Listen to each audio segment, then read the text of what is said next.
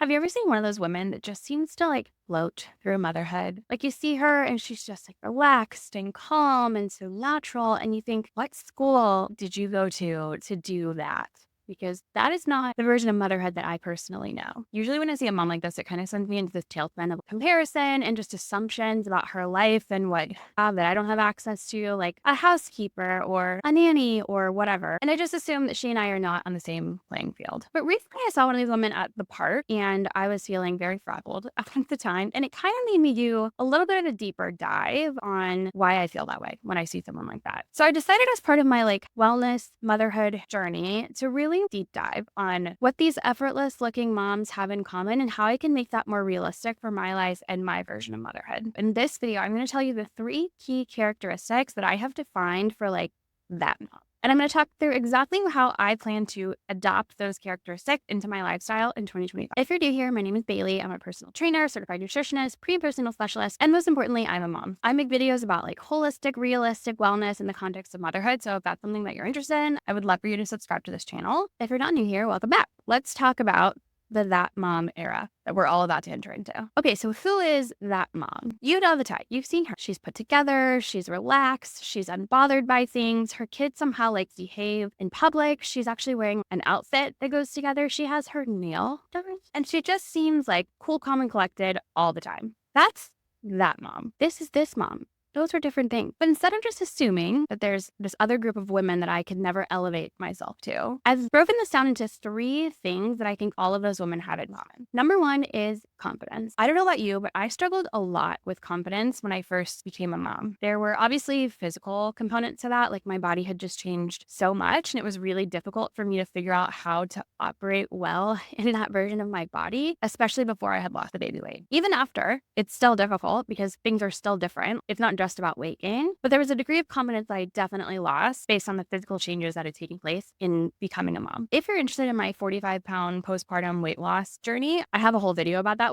which I will link here. But when I'm talking about confidence today, I am talking about the physical changes, but it's more than that. A lot of it was mental for me. I think mom brain is very real. And especially when you have a newborn and you're not sleeping and you're trying to like jump back into work or jump back into social settings, it's like things are not firing on all cylinders up there. And I think that's okay and natural, but it's hard. It's hard to operate in that new place without having had any experience doing it. For me, that shot my confidence a lot, especially in the workplace. Like I felt like I was super sharp before and I was always on top of it and I was really proactive. And then after becoming a mom, it just wasn't the same. Obviously, my priorities had shifted. So to a degree, this was fine with me, but it was hard to figure out like my place and my confidence and the ability to show up well in that workplace with this very different version of my brain. But I've learned a few things that have really helped me in regaining that confidence that I lost in the first season of motherhood. So I want to talk about what those things look like. The first is mindset. And now that can feel a little bit woo-woo, but mindset is the foundation of confidence. So it's really important to like actually dig into this. One way to work on your mindset is to start every day with an affirmation.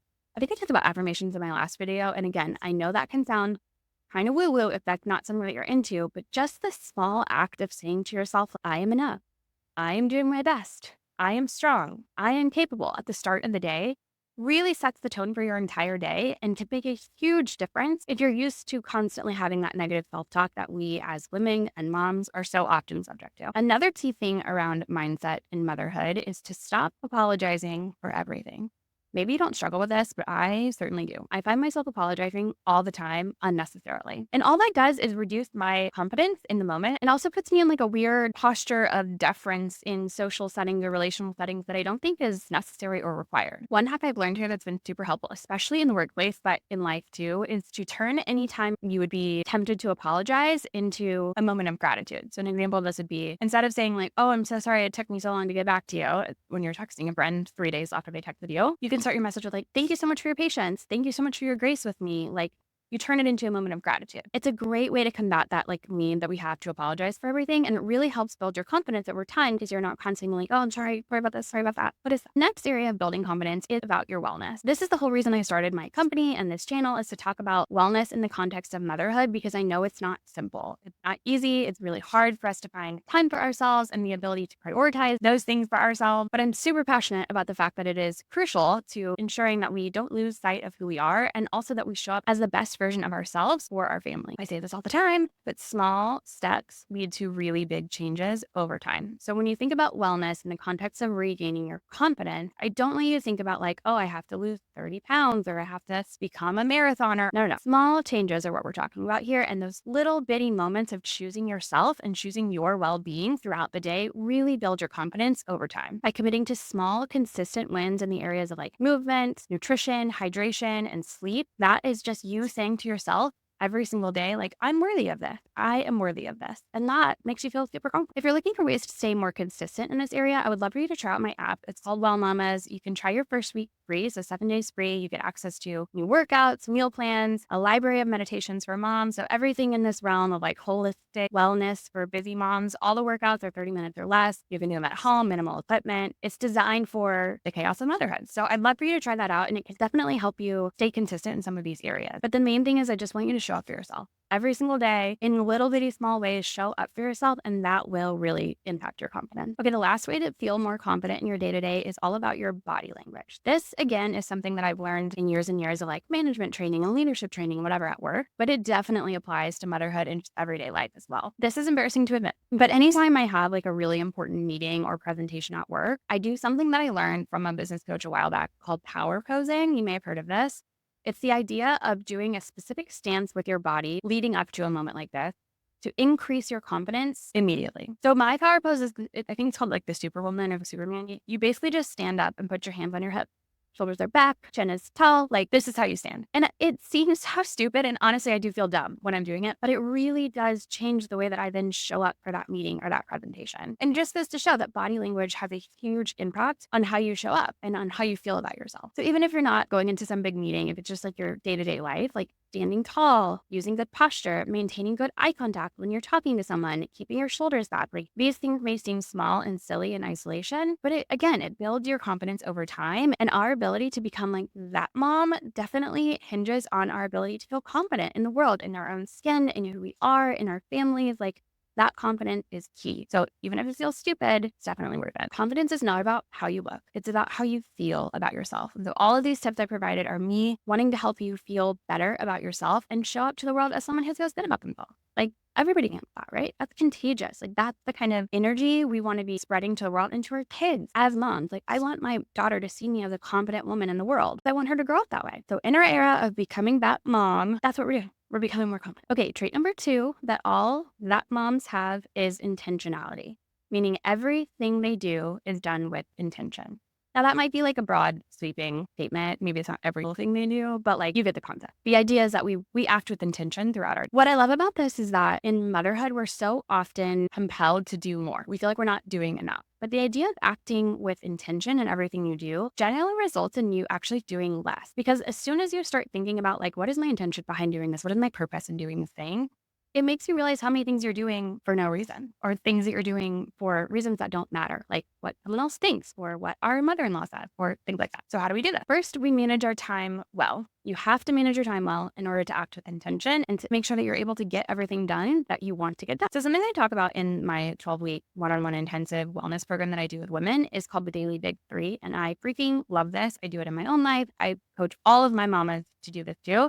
So I'm going to share it with you now. Daily Big Three is this idea that at the start of each day, whether it's while you're on your morning walk or on your daycare drop-off drive or making your coffee, whatever works for you, you're going to think about everything you have to do, which I know is a long list, and you're going to pick the top 3 things that you need to get done today. Not everything in your life can be a priority. If everything's a priority, nothing's a priority. So you start each day by thinking about what are my top 3 priorities and how can I organize my day to make sure that those things get done. That certainly will allow you to do everything with intention because it allows you to really focus your intention on your top priority. This also really helps you set boundaries with your time. So it helps you say no to things that aren't that important or just deprioritize things that don't necessarily matter for today, for this week, for this season. And in motherhood, having boundaries with our time is super crucial to our overall wellness. So start with your daily big 3, and that will certainly allow you to be more intentional with your time and with your action. Another way to do this is by being really intentional with your morning routine. That's such a buzzword in the wellness community right now. And I know it's kind of annoying because a lot of these morning routines that I see on the internet are like not realistic for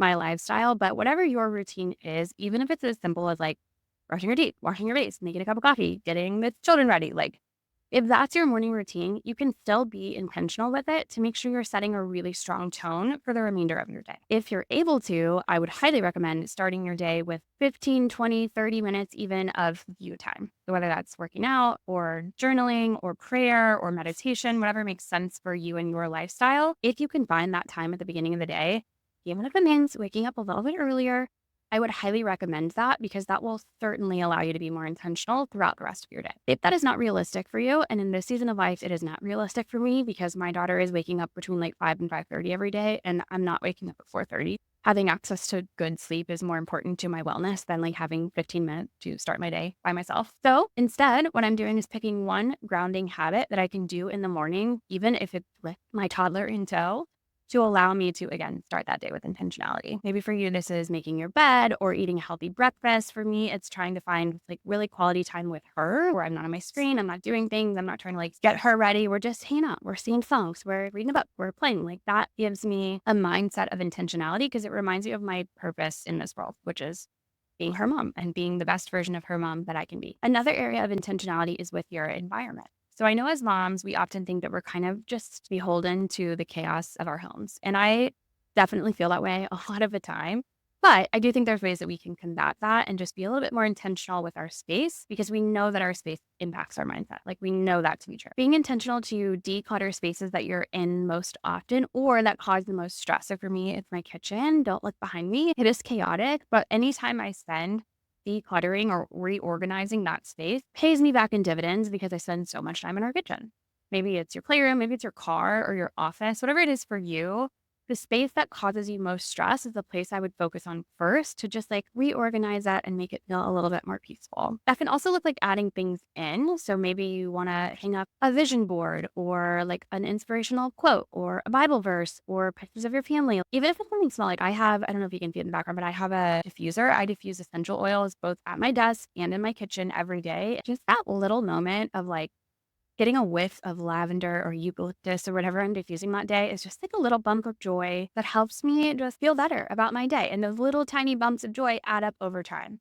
So you can also be intentional, not just by decluttering your space, but also adding things into your spaces that support the mindset that you want to maintain throughout the day. Lastly, an area of intentionality that I think is so important for us is really fostering deep connection with your family. You better believe that that mom feels so connected to her family because she's not focused on a million other things. So we're intentional with building that connection, whether it's through family dinners or family game time. I know families that do like devotionals together or everybody goes for a walk after school and we talk about our day, like whatever that looks like for you.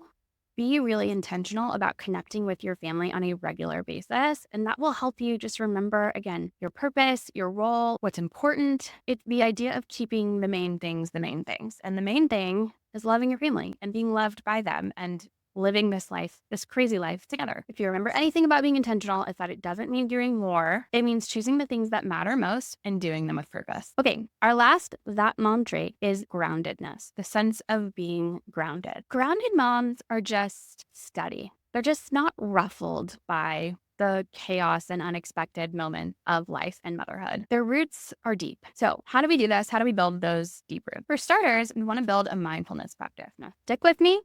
Again, I know this can feel a little woo-woo, but I'm telling you, it's key. Mindfulness is truly the thing that has made the biggest difference in my journey through motherhood. The ability to stay present and to stay mindful in the midst of chaos is crucial because life and motherhood is chaotic.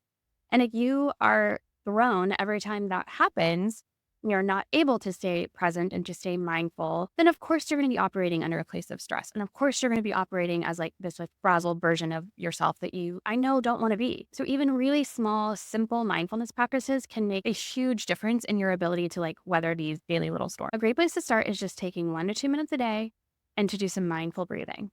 Whether that's box breathing, that's the like inhale for 4, pause for 4, exhale for 4, pause for 4, repeat.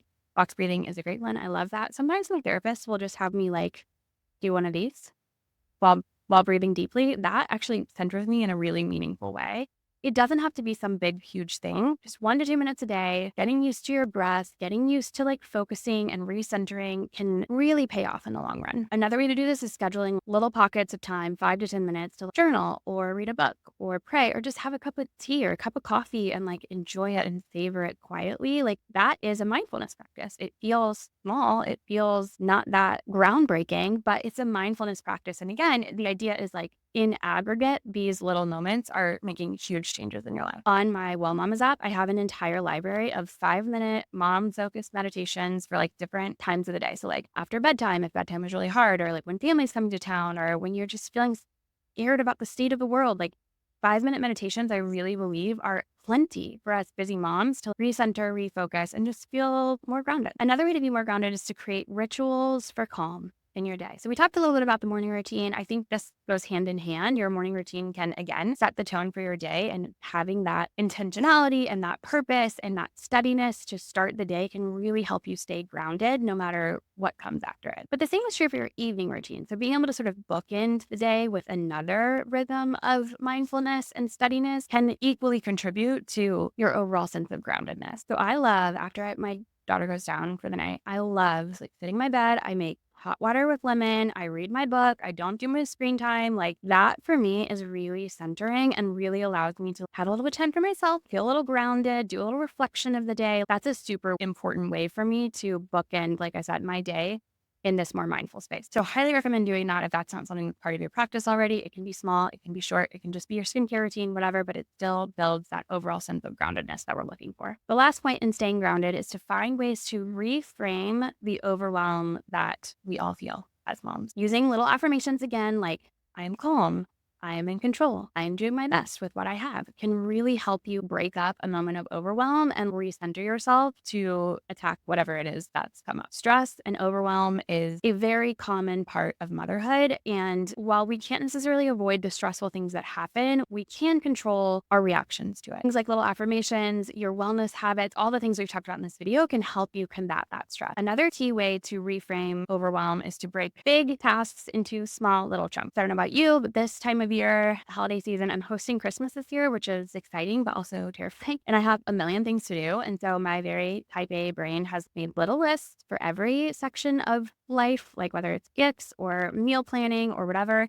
And I've broken it down into small little chunks with deadlines. And that has made me feel so much more at ease and calm about approaching this stuff than just thinking about, oh my gosh, my entire family is coming to stay with me. I have so much to do. So breaking up your big tasks into small little steps can really help reduce that feeling of overwhelm and just help you tackle things quicker and faster and with more calm. Being grounded is not about having some perfect life where nothing unexpected ever comes up. It's about building your resilience so that when those things do come up, you're steady. You are able to approach it with grace, with dignity, with calmness, and that sense of calm will not only support you and your overall wellness, but it also is going to be a huge gift to your family, not having some like crazy frazzled mom running around all the time. Okay, those are the 3 key areas that mom has that I believe we can all embody and adopt as we approach 2025 as well. Again, the idea is for you to become the most confident, intentional, and grounded version of yourself, which is going to look different than like the other moms you see at the park. It's going to look different than me. It's going to look different than some mom you follow online. It's about the best version of you. So that's what I want you to focus on going into the new year. And I'm really excited to do this for myself too, so that we can all become that mom in 2025. I would recommend starting by focusing on one of those traits and building those habits for like a week or two, and then moving into the second and the third trait from there. I think I'm going to start with confidence because that's the one that I feel like I've already made a little bit of progress on. So it might be easy to just like double down on that. Let me know in the comments below which one you are going to start with. And if you found this helpful at all, I would love for you to like this video. If you're into this like realistic, holistic wellness in the context of motherhood stuff, I'd love for you to subscribe to my channel. I do post new videos every week. Thank you so much for watching, and I will see you in the next one.